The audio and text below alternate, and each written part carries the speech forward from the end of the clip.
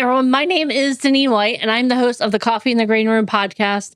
Today, I am so excited to be live in studio with Brian McNally. Brian, thank you so much for being here today. Thank you for having me. I'm super excited. You're welcome. So, Brian, can you start by introducing yourself? Tell my audience just a little bit about yourself. Yeah. Well, I mean, there's kind of business me and then there's real life me, right? Yeah. So I'm a working class guy, Northeast Philadelphia. You're from the Philadelphia area. Yeah. You kind of know what that's all about. Yep. We're kind of a gritty group. Yeah. Scrappy. Yeah. Like a little scrappy. So that's kind of my, underpinning, which actually is a big part of my success, honestly. Yeah. Grittiness. But went on to ultimately start a company called Melio with my business partner, Jason Chiappetta. And had a ton of success, right? So we took the company from $0 to $50 million a year annually in 7 years. Wow. No outside investment. We bootstrapped Really? it. Yep. Picked up 4 straight Inc. 5000s. One of those was an Inc. 500. Oh, wow. A whole bunch of Fast 50 awards along the way. And Nice. had a great time doing it. Exited that company in June of 22 and stayed on for about 18 months and fully transitioned to organization about a month and a half ago. Wow. What's it like being retired right now? I know everyone keeps saying that to me. It's like, how's retirement? And I'm like, I wouldn't know. I don't feel like I retired. Yeah. I think I just transitioned more than anything, right? So actually, it's funny. My dad actually said something the other day. My dad's a longshoreman union guy. He worked 40 years. He was done. He walked off. He never wanted to go see work again. Right? Yeah. He's like, and that's exactly what he said to me. He's like, I thought you were retired. You're awfully busy for a guy who's retired, right? I'm like, you don't, it's just how I'm wired. Yeah. Right? I'm always doing something. But, Yeah. the biggest thing for me is that I get to choose now. That's I was awesome. definitely a slave to my business, so to speak, right? I made some mistakes along the way that put me in that position. Yeah. So right now I'm really focused on educating myself on how I can continue to grow as an entrepreneur, but also be able to, I've been listening to Dan Martell's Buy Back Your Time. Oh, good. Right? That's a nice one.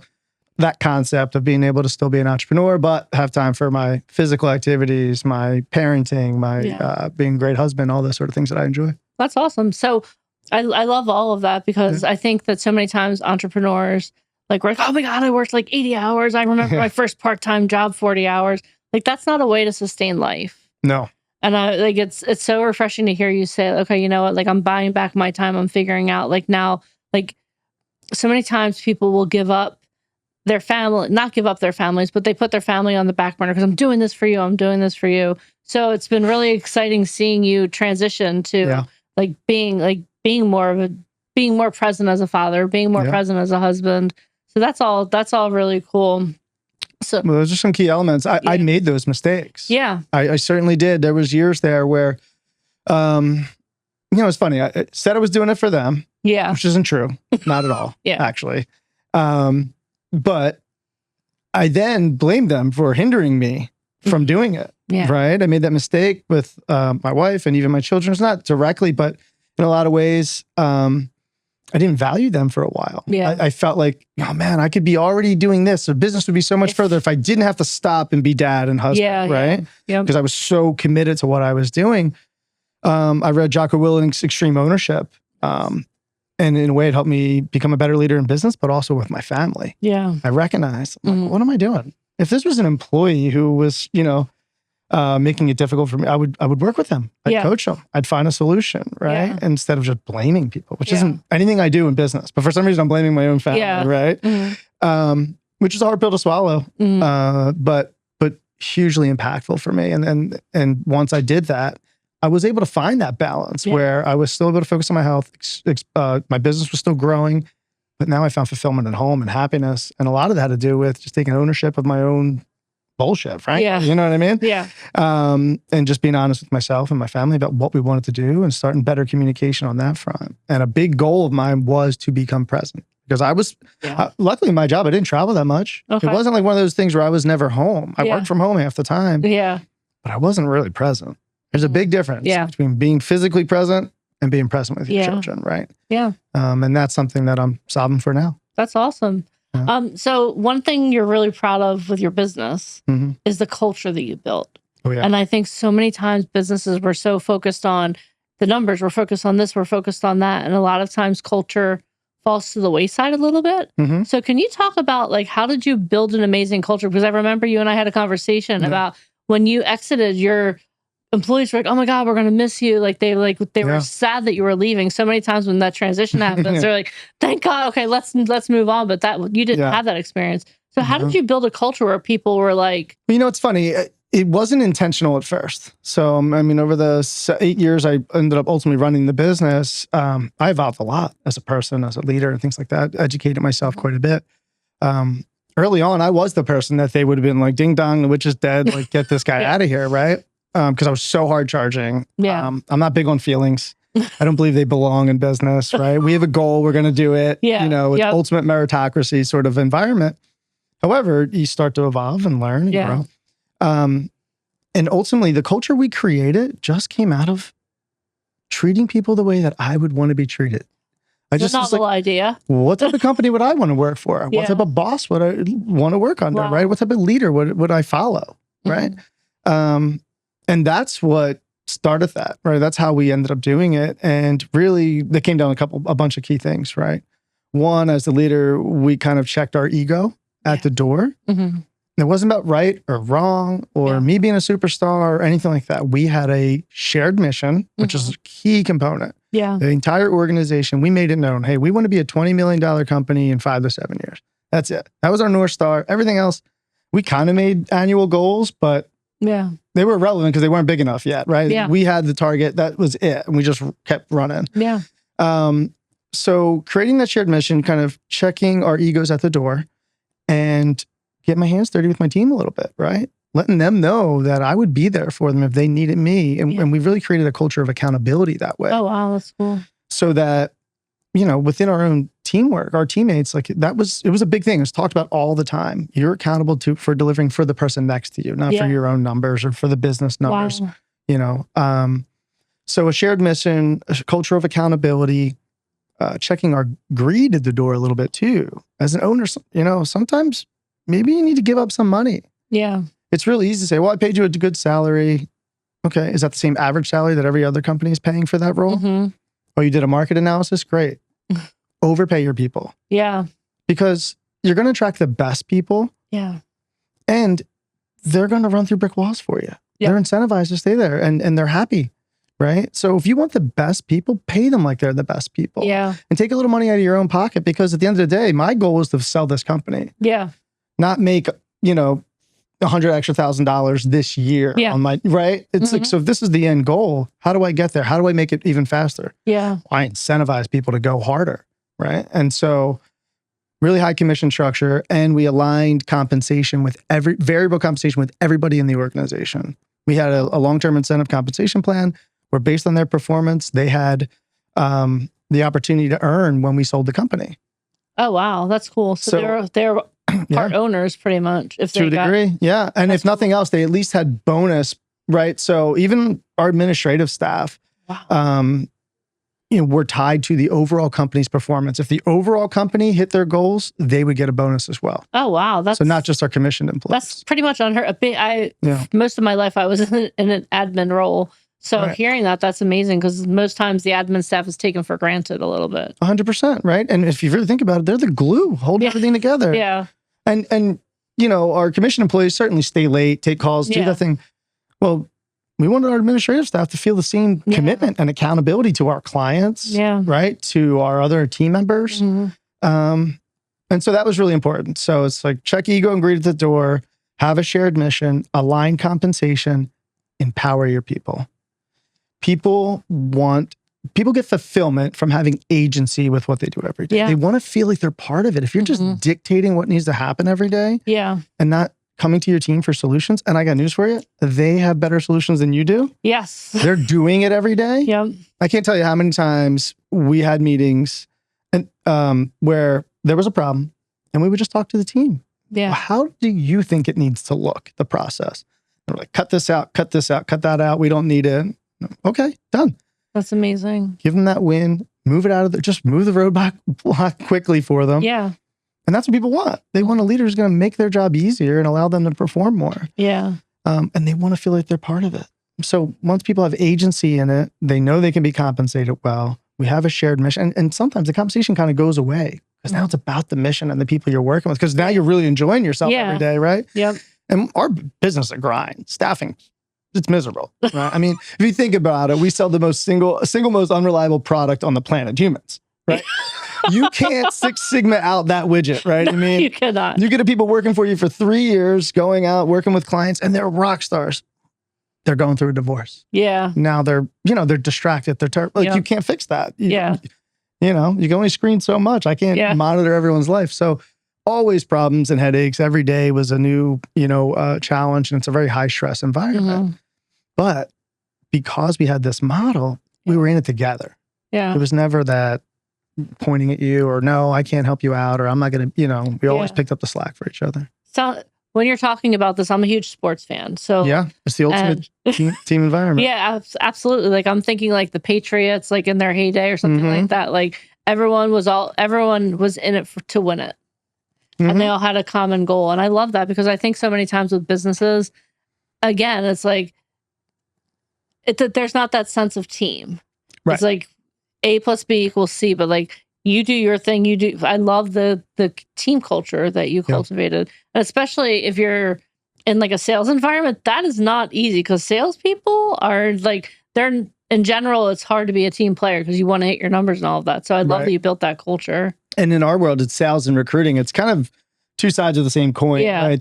They have to deliver for each other, else it doesn't work, right? Yeah. If there's not enough jobs, the recruiters are unhappy. If there's too many candidates or not enough candidates and too many jobs, now the salespeople are unhappy, right? Because it impacts their commission. Yeah. In a way, that dynamic really helped us drive that culture of accountability. And we were able to kind of make everyone see, hey, I view a company as an organism. Yeah. I mean, it's a living, breathing organism. It can change. And you have to keep the homeostasis just right. Yeah. Right? And that requires everyone to be doing their part like a big machine, right? Can't have a gear breakdown. I love that. Mm-hmm. All right. So a lot of my audience, they're pretty new to the entrepreneur game. Yep. So what is one thing you would recommend that they start as they're building their organization? How do you recommend that they start building a culture like you built in your company? If it's like 3 or 4 people, if it's like still small, small business. First, I would say before you even start the business, in case you're not at that level, and even if you did just start it or you're already a couple of years in, it's fine. Design with the end in mind. I talk to so many people and it amazes me. I'm like, well, how big do you want the company to be and when? And they're, I don't know. Yeah. Well, it's like running a race and not knowing how long it is. Right? Yeah. I mean, how hard are you supposed to run, right? Yeah. I don't know. Am I running for 4 days or an hour, 10 minutes? I don't know. So I would design with the end in mind first and foremost, because then that'll inform all your decisions. That's good. Including down to the people you bring in, the investments you make in infrastructure and those sort of things, right? Yeah. So we outsourced because we designed with the end in mind. We knew we wanted to be a certain size and then sell the company within a certain time frame. Got it. So when the decision came, do I add IT or HR? Nope. Outsource everything that wasn't sales and delivery. Okay. Right? Because that's what we did best, and focus on what you do best. So what I tell them to do is design with the end in mind, focus on what you do best. Yeah. And then really look for people to bring onto your team that are critical problem solving people who are gritty and maybe a little bit of a rule breaker. Because those are the people that are going to be able to solve problems for you. And at the end of the day, in a small business, it's all about solving problems. Yeah.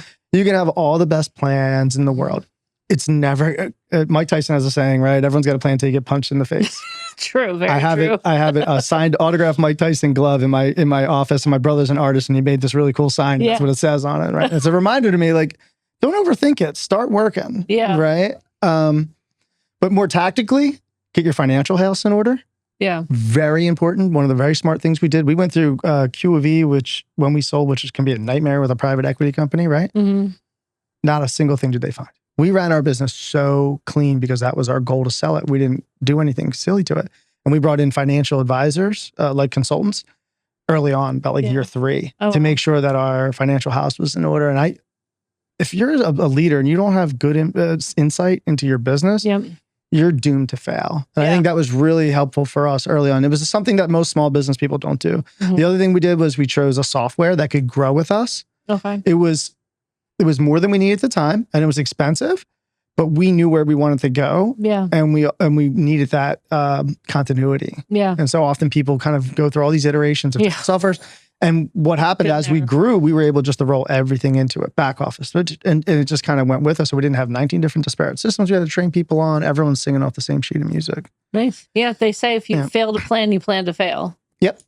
So that's awesome. I think one other key thing would be training and development, right? Yeah. Take the time. Teach your people, explain how it works, what you want done, set that expectation, just hold them accountable to it. Yeah.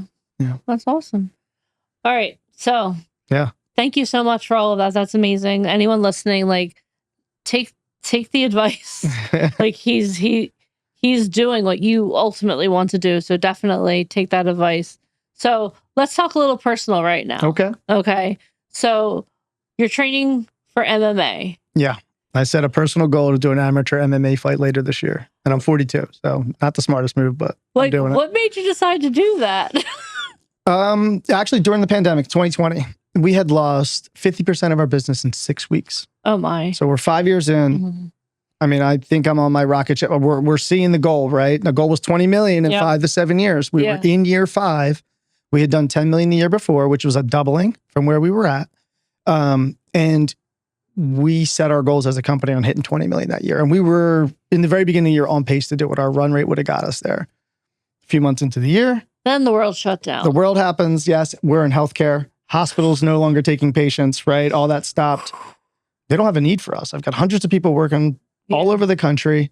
We're paying for their housing. They're out there doing all these things, and boom, just overnight. Now we're just hemorrhaging money. Our business is dropping like a stone. So I wasn't in a good place, to be honest with you. Yeah. I was, I pride myself on being resilient and strong. That one, it almost broke me. I mean, it was like, this is everything. Yeah. Right? Had some bad habits. I had been already working out and being healthy, but then I kind of fell into old habits, right? Just eating out and drinking and all the things that had put me in that bad shape previously. Because earlier, a few years before that, I had really got myself in order physically. And I read David Goggins' Can't Hurt Me. I was getting frustrated at the time. I was looking at the news and all this, and I'm a proud, independent person. Yeah. I'm very proud to be an American, and I feel like the two-party system is a nightmare for us right now. And all the things that are going on really makes me crazy. And then I was watching what was going on. I'm a big constitutional sort of person. I'm like, we're violating the Constitution every day. This is insane. And I got really depressed and just upset, and I was negative and angry all the time. And one day I just said, no, I deleted all the social media stuff off my phone, downloaded Audible, got recommended David Goggins' Can't Hurt Me. Such a great book. Read that book and was like, I'm being a little bitch. This isn't me. You're a gritty, tough guy from Philly who doesn't take shit from anybody. And you're going to fall into a cave right now because life's not going your way. Fuck that. So I just doubled down. And then I'd always wanted to do martial arts. And I was like, screw it. I'm going to do something really hard. Like, I had never done it. My parents didn't have money to send me to karate. And I just never did anything like that. So I just walked into a MMA gym, Gracie Tampa South here in Tampa, with Matt Arroyo's place. And he's a former UFC fighter. And so I happened to walk into a good place. Thank goodness. Started training there. And then as that progressed, like most things with me, I just said, how do I take this further? Like, where can I go with this? Like, how can I really challenge myself? Wow. Like, that was it. They're like, you can get in a cage if you want. Oh man, all right, let's do it. So I set my goal pretty high, which I've been through a bunch of injuries, but I'm not going to give up. I'm going to get there. Hopefully in September, if all goes well. That's awesome. Yeah. Very cool. Well, thank you so much for being here on the podcast with me. My pleasure. For anyone listening, where can they find you? Well, like I said, I got off of social media for 8 years, so I'm just coming back into the world. I just popped out of my bubble. But I do have an Instagram account that I started up and putting some motivational stuff on there, which is McNally_B. Awesome. LinkedIn, Brian McNally, and then brianmcnally.com, which at the moment just goes to my LinkedIn, but you can find me that way. Awesome. Yeah. Very good. Well, if you're listening to this podcast, first of all, thank you for being here. Make sure you hit subscribe because I have a lot more guests. Oh my gosh, so many more amazing guests. So if you learned something, definitely hit subscribe to the Coffee in the Green Room podcast. Brian, thank you so much for being here. And thanks, Neem. I can't wait to, I'll be seeing you in a couple weeks. Yep. It's awesome. Stay tuned. There's going to be more to come. More to come. All right. Stay tuned, people. Awesome. Thank you so much. Thank you.